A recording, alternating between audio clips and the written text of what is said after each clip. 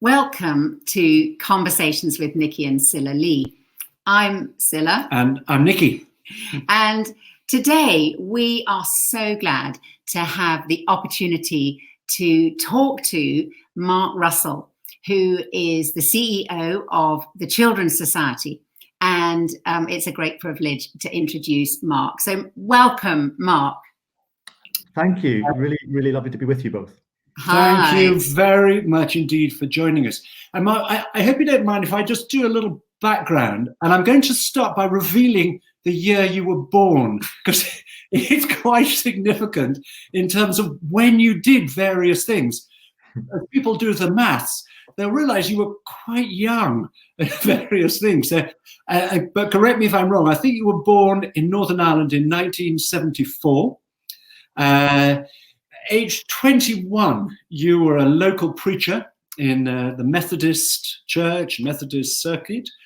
2005, you were elected onto the General Synod of the Church of England, and you were appointed to the Archbishop's Council, and you were the youngest member ever to be on the Archbishop's Council. 2006, you were appointed as the Chief Exec of the Church Army. I think you said you were age 30 when you were appointed, 31 when you took it up. Yeah. That must be the youngest on record in the Church Army. You're an honorary canon of Worcester Cathedral. Which most people have no idea what that means. Something to do with You don't munitions. fire things. Anyway. No. And then just last year, 2019, you became the Chief Executive of the Children's Society, the position that you now hold. So what would be fascinating is just to hear a little bit from you, this move from the Church Army to the Children's Society. I know you were passionate about what you were doing with the Church Army. I remember you speaking about it in the past. But now this move to the Children's Society. Tell us about that. Well, thank you, Nikki. I'm quite getting used to having the words youngest ever prefixed in front of my name everywhere I go and things. The reason for the move is I've been Chief Exec of Church Army for around almost 13 years, and I had a fantastic time there. And an organization very close to my heart, doing amazing work with some very marginalized people across these islands. I love that work. I'd been there for a while, and I was loving it. But I always remember John Major saying once that sometimes it's better to go when people want you to stay than stay when they want you to go. And I thought it was probably good to go when my team would miss me rather than saying, thank heaven he's left. And so I've been waiting for this job. I said at my interview for this job at the Children's Society that this was the job I really wanted after Church Army. I've been a passionate, committed supporter, donor, campaigner for the Children's Society for about 15 years. And I'd waited patiently for this job to come up.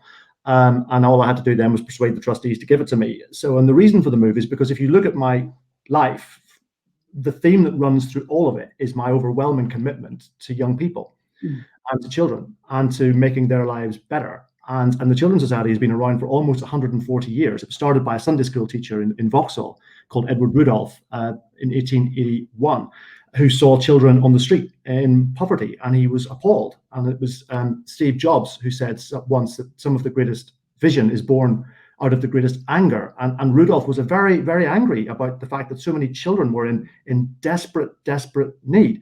And so this organization was born in that moment. And so for 140 years, we've had this proud history of being amongst some of the most disadvantaged children in this country, seeking to bring about transformation and change. Just to give you some idea of the numbers of what we do, we're about 850 staff. We've got about 10,000 volunteers.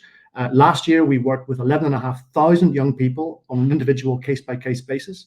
About 20,000 accessed our direct services, and our policy and campaigns work delivered 4.1 million policy changes for young people in this country. So that's what we do, and I desperately feel very proud to have the privilege of leading this team, working among some of the most vulnerable children in this country, whether it's young people with mental health issues or young people who are facing exploitation by criminal gangs or sexual exploitation or county lines. We're working with young carers. We're supporting young people who are refugee and migrant lone asylum seekers. So it is a privilege to do this job, and And I'm delighted to be with you both to talk about it today. Well, it's so inspiring hearing you say all that, and that's exactly why we wanted to have this conversation with you today, because we want you to have a place to inspire others to be involved, because there's a lot of transformation needs to happen. I mean, I know this current situation of being in the middle of a pandemic has put a lot of pressure on all of us at every society. But I mean, we know that over a million people a day in this country during the pandemic were going without food, and a huge number of those would have been children. That's exactly your heart and what the Children's Society are doing. But we'd love to hear you talk about, I mean, what you see, the pressures, extra pressures that the current situation that has put on children. Yes, I mean, we published a report in July called Life on Hold, which tried to reflect on the implications of COVID-19 on the well-being of children. In our report last year on children's well-being, our annual Good Childhood report, we reported that 1 in 8 children in this country was profoundly unhappy. During COVID-19, that increased to 1 in 5. So substantial increase in young people reporting as being unhappy. And there are all kinds of reasons for that. Firstly, schools were closed. And that's a really important point, because actually most of the referrals that come to mental health professionals and safeguarding professionals come through school. So for a long time, firstly, we had no eyes and ears as a society on some of the most vulnerable children in our midst. Number two, those children were frequently living at home, possibly in poverty or without free school meals, and also perhaps with increased levels of domestic violence going on as well. So COVID-19 had a dramatic impact on the most vulnerable children in this country, and still does. And so if you're living in a reasonably well-to-do family, and you've got decent Wi-Fi, you've got a decent computer, maybe you've got a parent with some spare time to help you with school during the period schools were closed, you might have just about been okay. But if you're in a home where there's no computer, there's no Wi-Fi, maybe you're a single parent family and your mum or your dad is a key worker working in a hospital, then those children have been severely impacted. And we'd seen for many, many years a leveling up between the less well-off and the more well-off children in terms of educational attainment. We're now seeing that gap increasing again. So there's a substantial amount of work to do as a society to ensure that a generation of children are not left profoundly disadvantaged by this awful virus. And Mark, in the Good Childhood report, which you produced every year, haven't you? Yeah. The latest one was in July this year. You interviewed 2,000 young people aged 10 to 17. And you've talked about this drop in well-being with children. You've also talked about how we don't compare well in the sort of tables with other countries in Europe. Why is this? Why the drop? Why are we sort of falling behind? Well, I think it's important to say why we measure well-being, because there are a number of ways you can look at children's lives. You can look at it in terms of the income coming into their family, or the kind of housing they live in, or their educational attainment. Well-being is a deeper concept than that. Well-being is about how you feel about your life. It's about how you feel your life is going, about how happy you are with your school, your friends, your family. It's about whether you feel anxious or sad or hopeful. And it's about whether you have a sense of purpose in your life. And so we think well-being is a much better way to measure how our children are doing in our society. And so the Children's Society produced this thing as part of our Good Childhood report called the Good Childhood Index. And that's what we've been measuring year after year. And the Good Childhood Index is, if you like, it's a basket of all of the things that we think a child needs to have a good childhood. So there are 10 things. We look at family, we look at friends, we look at what home is like, we look at health, about how they use their time. We think about the money the family has. We think about how that young person feels about the future, about the level of choice that they have in their lives. We look at how they feel about their appearance, and we look at how they feel about school. And so every single year we do questions to these thousands of young people on those 10 domains of their lives. And we can say categorically that year after year after year, since 2009, that index, that weighted index of all of those 10 domains is showing that children's well-being in this country is getting worse year after year after year. Now, I happen to believe that in the sixth richest economy in the world, children's lives should be getting easier and not harder. But our report is showing that their lives are getting harder. And as you rightly say, this year we took that an extra stage further. We said, well, how are the UK children doing in comparison to children across Europe? And what we've shown in our report is that out of 24 countries in Europe, the United Kingdom, children well-being is the bottom of the pile. In 3 of the 4 measures that we looked at, we were 24th out of 24, which is dreadful. So that's a snapshot of children's lives in terms of their life satisfaction, in terms of their sense of happiness, and in terms of how sad they feel at times. We are the bottom of the pile. British children are struggling more than any other children in Europe. And we have to ask hard questions of our society, why that is, and to take responsibility as a society to turn that around. Yeah. And Mark, can I kind of ask you 2 questions in one? What do you think we can do to bring the change that is needed at a high level in terms of government, policy, and all of the areas that you kind of mentioned and hinted at? But also, I know there will be people listening to this conversation who are parents themselves, and they will be thinking, what can I do? Sort of what would be my top 1, 2, 3 that I can do so that my child flourishes and they feel good about themselves, they have a sense of purpose, they have confidence in making friendships. What would you say at those 2 levels? Thank you. That's a really, really good set of questions. There's about 4 in there. I think at the top level, at the high level, what our report shows in terms of the international comparisons is that the 2 key areas where United Kingdom children there's a bigger gap between us and other countries. Number 1 is that children in this country are more frightened of failure. Now, we have to ask questions about that, and we have to think about what that means for the pressure that children are under. I mean, and we've seen all summer, whether it was the GCSE and the A-level algorithms, or now it's university students locked up in their halls of residence, paying thousands of pounds in tuition and can't get out, is that young people have substantial pressure put on them. We have an education system that assesses a child's entire life in 2 sets of exams.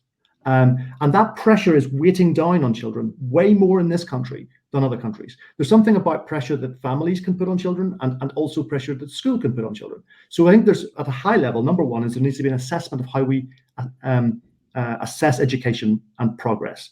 And secondly, the other key factor that we found was that there was substantial increases in child poverty in this country, whereas so in mainland Europe, child poverty has been going down. In this country, child poverty has gone up by 4 percentage points in the last couple of years. So we know there are more children living in poor housing. We know there are more children living with not enough food on the table. We know from Trussell Trust and all of the other agencies that the amount of people needing a food bank has gone up and up and up and up. And we know that it took a footballer to guilt trip the government into ensuring that children weren't left starving this summer. So we have to address at a high level the issues of poverty, and that means a look at housing policy. It means a look at benefit system and making sure that work pays, because there's so many people living in poverty are actually working a 40-hour week. So those are the high level things that we've got to fight for and work for: a fairer, a more just society. But in terms of families, what I would say is the two key issues out of all of the domains we look at in a child's life are choice and family. So family relationships really matter to children. Children need loving adults around them who they feel have got their back, who they feel safe with, who they feel they can talk about stuff with. They're not going to be put under all this extra pressure that we've read about in our report. So I would say to families, make sure you're checking in with children. I mean, really checking in, not just asking how are they. Spending quality time with children, doing stuff, going for a walk, going out, even within the constraints in which we find ourselves, taking quality time with children, to be interested in the things that are going on in their lives, and to keep saying to them that you love them, that they're important, that you think they're fantastic, and that anything going on in their lives, no matter what it is, they should always feel able to talk to you about it. That sense of safety around a child, that child feels completely safe to have conversations, even tough ones, is gold. And that's what our report tells us, that children need strong, supportive family networks around them to help them flourish and thrive. So the advice to families is give young people time, spend quality time, reassure them that they're loved and that they matter and that you care and that you're always available to talk should there be anything that they want to talk about. That's so wonderful to hear you talking like that, Mark, because children need a sense of confidence, don't they, for their sense of well-being, and that comes through, just as you say, having time spent with them, being listened to. Now, today, I think this is just a coincidence, but I think today you've launched a new website as the Children's Society, and put your vision up there, which is a big, bold vision, changing children's well-being, how they're regarded. Just tell us about it. What are you most excited by in what you put up? I'm excited about a whole pile of things today. I'm excited by the fact that we've got this new website up. It's full of optimism and hope. It's full of young people's lives and young people's story. It's putting young people's voice front and center. And it's showing that our organization is taking young people seriously and that we're changing what we do because of the input and the influence of young people. But the vision is really ambitious. And when you set a vision for any organization, it should be, if it were to happen, you'd shut down. You'd done your thing. You'd celebrate all you'd achieved and you'd made it work. Our vision, we are the Children's Society, and our vision is a society built for all children. So if society truly is built for all children, we can pack up and go home. As I said earlier, we're not anywhere near that just yet, so we've still got quite a lot to do. And then pulling that back a little bit, what's our goal for this decade, this decade? Whatever way you look at the last decade, 2010 through 2020, life got harder for too many people. Life got harder for too many children and young people. Austerity, cuts to youth services, young people's lives got harder. So what we want to do is look forward to 2030 and say, what do we want to achieve in this decade? Well, we've reported, I've just been talking about it, that children's well-being is going down year after year after year. Well, as an organization, we are nailing our colors to the mast this morning. And we're saying we're not prepared to put up with that we think children's lives should be getting better in this country, not getting worse. And so as an organization, our goal is that by 2030, we will have overturned the damaging decline in children's well-being, setting a path for long-lasting growth. And we're looking forward over the next number of months and years to building a partnership of organizations, churches, faith groups, philanthropists, who are prepared to say with us, we don't think this is acceptable. We think children's lives should be getting better. And we want to build a movement to turn this around so that we can get to 2030 and see children's lives better now than they are now. Mark, I know in your past, I don't know, you may still be involved as a youth leader. And I know people who were impacted by your leadership in a youth group. What would you say needs to happen across this country for groups like that to really be given free rein? I mean, apart from a lot more funding, but what kind of different groups and what is needed with young people's groups, youth groups, whatever you would like to call them? Yeah, my background is, as you know, I'm earthed in community youth work, both in Northern Ireland and in Hertfordshire. And it's some of the most wonderful moments of my life really is being as a youth leader. And now in my advanced age, in my mid-40s, I'm seeing the young people I work with get married, have kids, and build their own lives. And there's nothing more wonderful to look back and see you played some part in helping encourage and support them on that journey.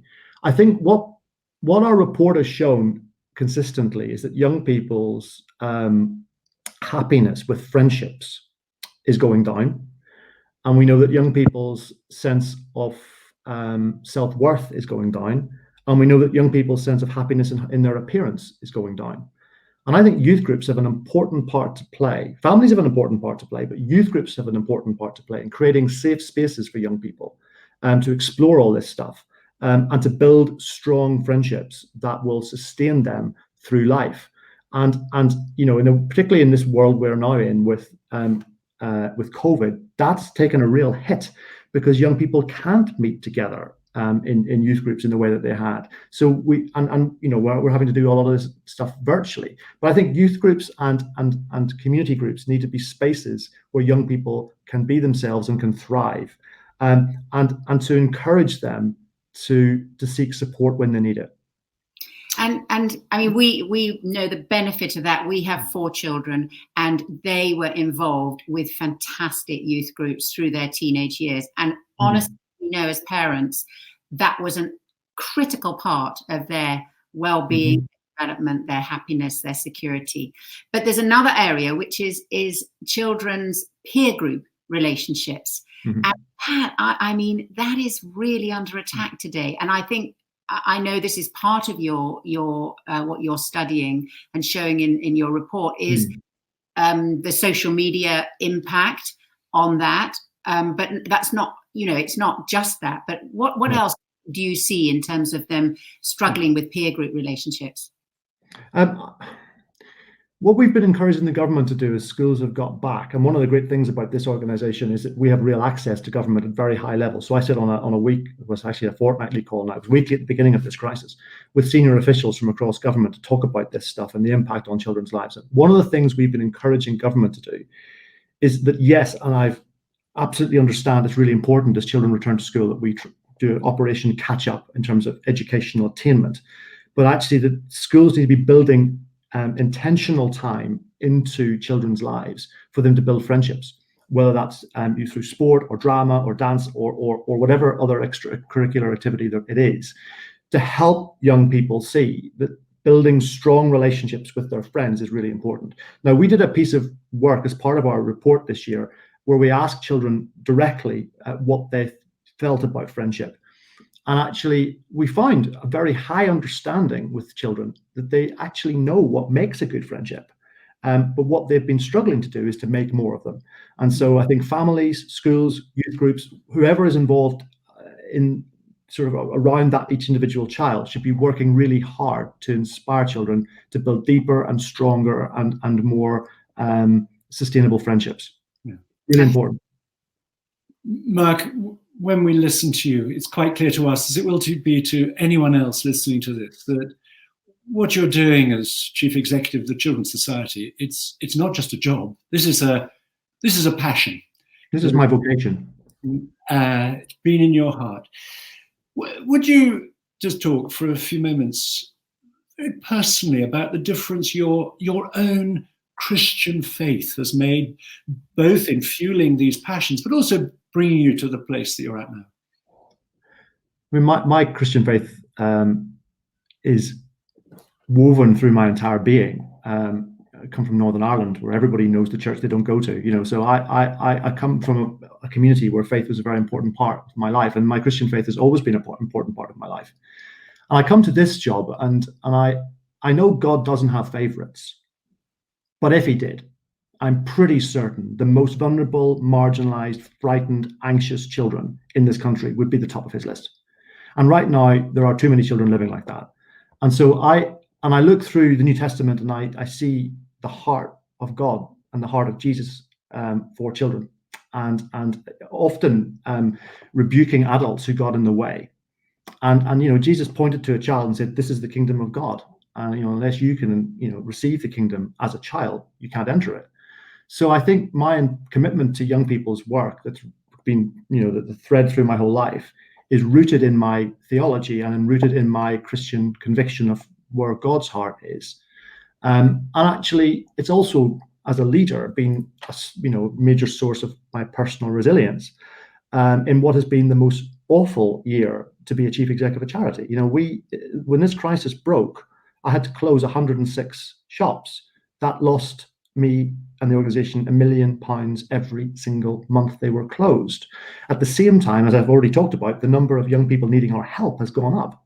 You know, so there have been moments over this last year when I've really been quite anxious about the organization that I lead, the number of people who we're responsible for, A, on our staff and volunteers, and B, the young people we serve.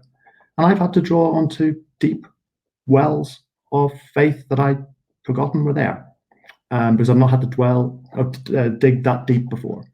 And we come to this point of this year, and we've built our brand for the next season of our organization's life around the word hope. Because actually, what low well-being in children ultimately means is that children lack hope. And I think that's wrong. And I think that's fundamentally wrong. There's that it should be a duty of every generation to pass on to the next generation better than we ourselves had. And so the Children's Society's passion for helping young people rediscover hope is rooted, I believe, in our deep roots as an organization in the Christian faith. And then certainly in my Christian faith, that drives me even more to want more young people and more children to live in hope. Mark Russell, thank you for talking to us today, and thank you for all you're doing for the children in our country today. Yes, it's very inspiring, and it really brings hope just listening to you tell us those things, and we're so glad that you are in the position that you're in. Mark, thank you very, very much. Thank you so much for having me. Thank you. God bless.